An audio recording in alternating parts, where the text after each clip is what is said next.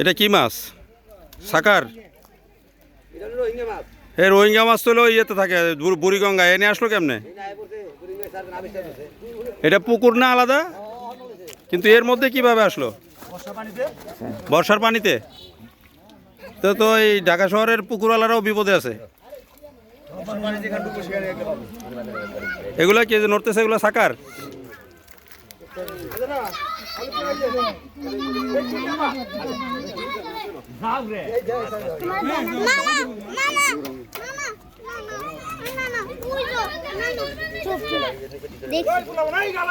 এগুলো বলে কয়েকদিন পানি ছাড়াই থাকতে পারে। ভাই একটা তোলেন না, সাকার মাছ বড়।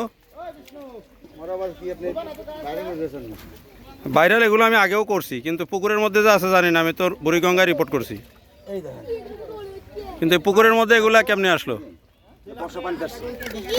আল্লাহ, তাই 5 মণ মানুষ নিয়ে গেছে। তো এটাতে অন্য মাছ, তাহলে তো আরো বেশি তো অন্য মাছ থাকার কথা, এগুলা না থাকলে। কই আছে? দেশি কই না? মাশাআল্লাহ।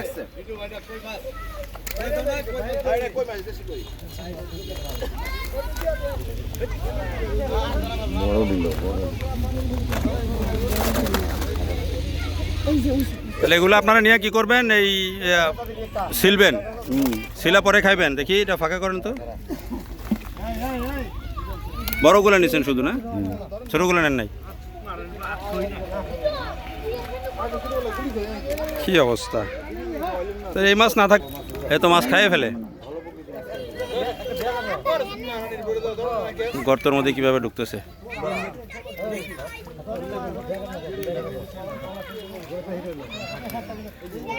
ওটা কি মাছ ভাই ধরলেন? কি মাছ? শোল।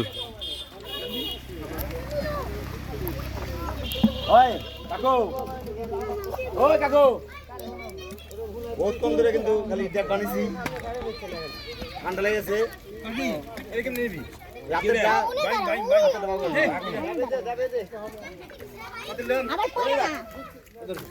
হাতে ডবা করে করছেন।